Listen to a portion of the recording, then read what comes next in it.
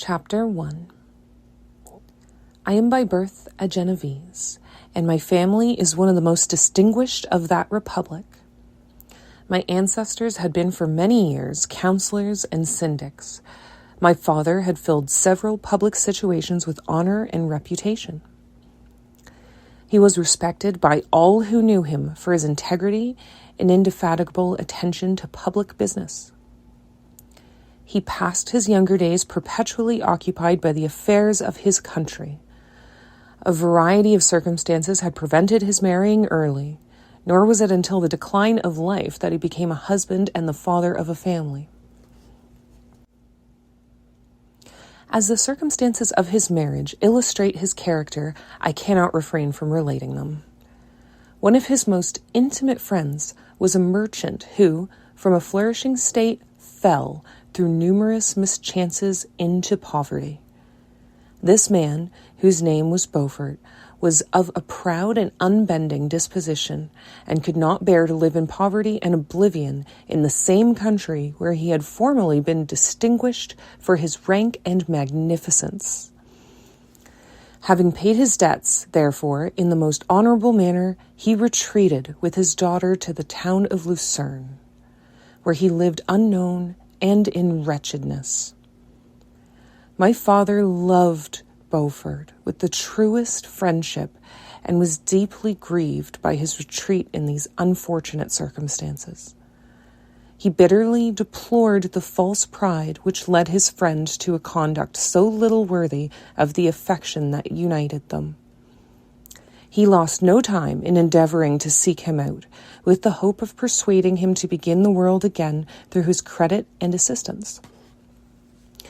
Beaufort had taken effectual measures to conceal himself, and it was 10 months before my father discovered his abode.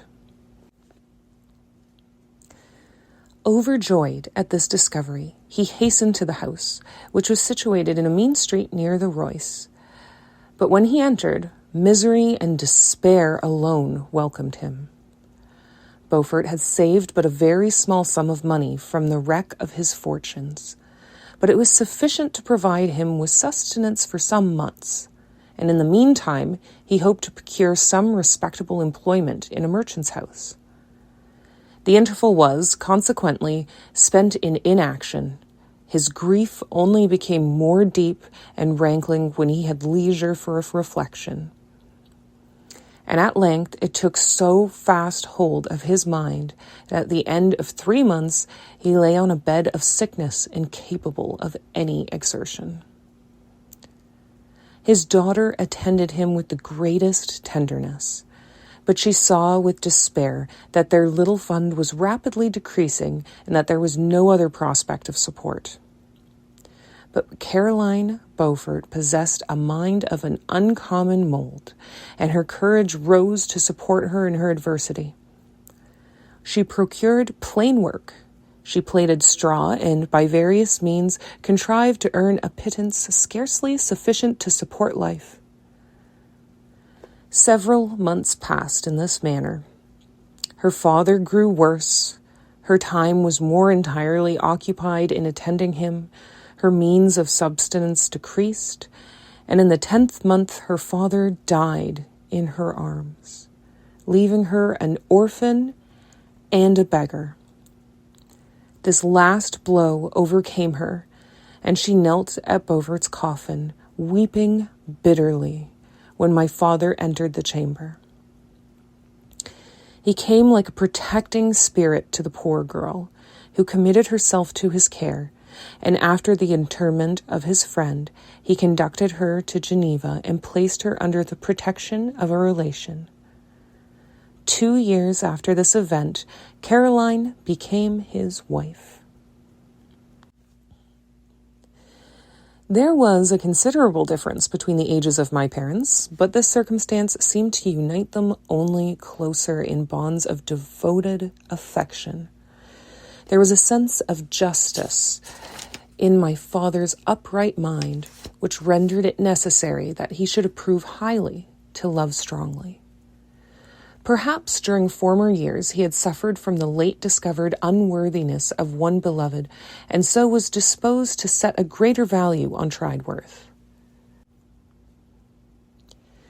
There was a show of gratitude and worship in his attachment to my mother, differing wholly from the doting fondness of age, for it was inspired by reverence for her virtues and a desire to be the means of, in some degree, recompensing her for the sorrows she had endured, but which gave inexpressible grace to his behavior to her. Everything was made to yield to her wishes and her convenience. He strove to shelter her, as a fair exotic is sheltered by the gardener, from every rougher wind, and to surround her with all that could tend to excite pleasurable emotion in her soft and benevolent mind. Her health, and even the tranquility of her hitherto constant spirit, had been shaken by what she had gone through. During the 2 years that had elapsed previous to their marriage, my father had gradually relinquished all his public functions, and immediately after their union, they sought the pleasant climate of Italy and the change of scene and interest attendant on a tour through that land of wonders as a restorative for her weakened frame.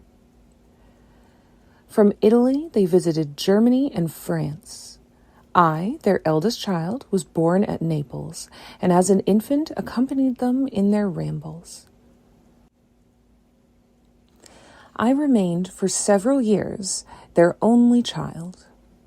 Much as they were attached to each other, they seemed to draw inexhaustible stores of affection from a very mine of love to bestow them upon me. My mother's tender caresses and my father's smile of benevolent pleasure while regarding me are my first recollections.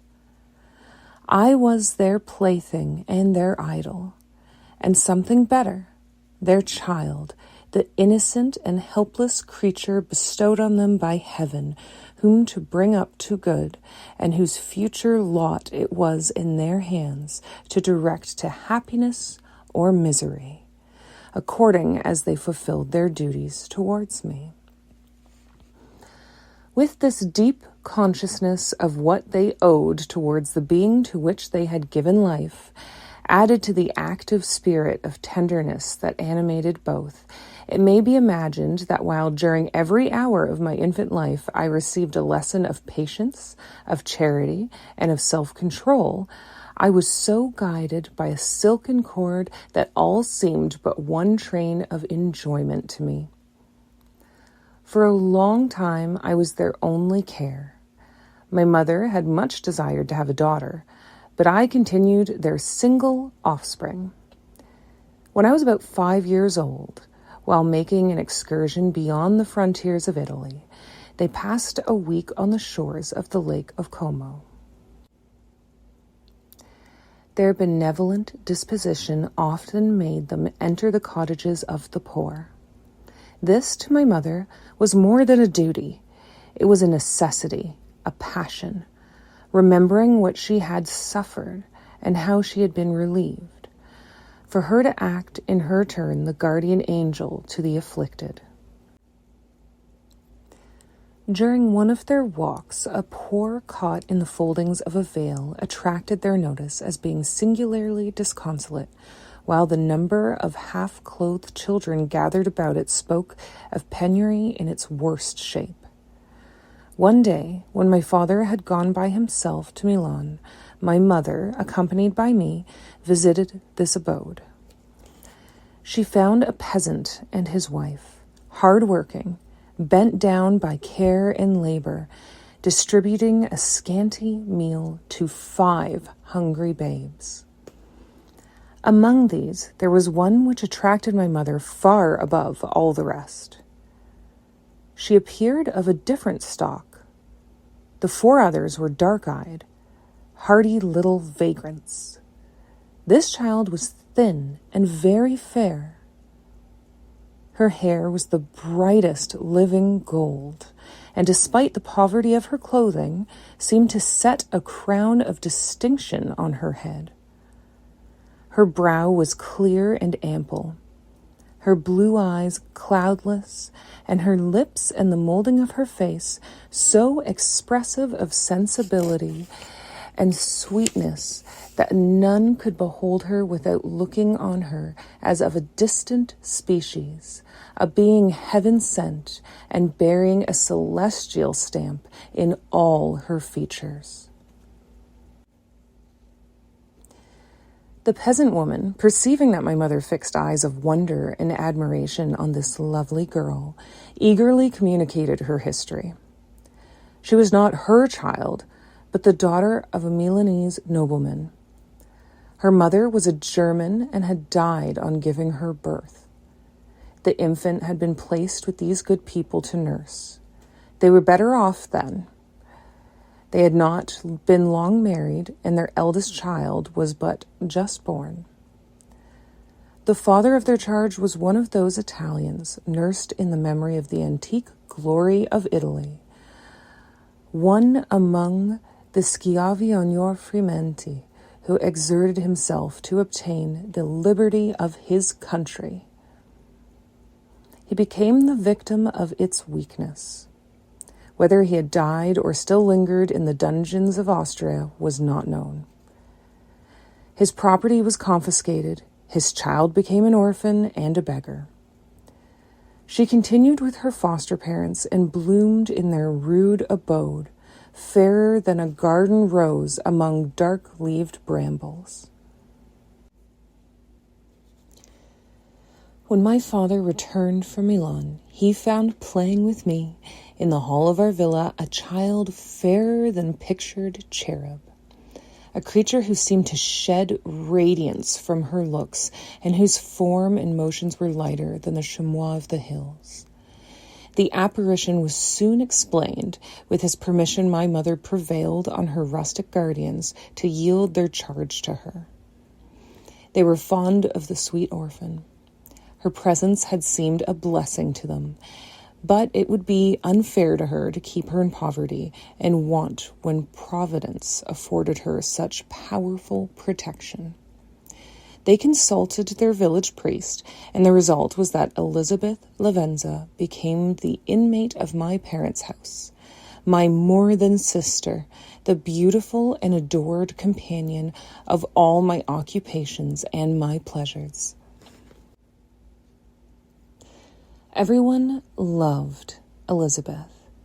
The passionate and almost reverential attachment with which all regarded her became, while I shared it, my pride and my delight. On the evening previous to her being brought to my home, my mother had said playfully, "I have a pretty present for my Victor. Tomorrow he shall have it." And when, on the morrow, she presented Elizabeth to me as her promised gift, I, with childish seriousness, interpreted her words literally and looked upon Elizabeth as mine to protect, love, and cherish. All praises bestowed on her I received as made to a possession of my own. We called each other familiarly by the name of cousin. No word, no expression could body forth the kind of relation in which she stood to me, my more than sister, since till death she was to be mine only.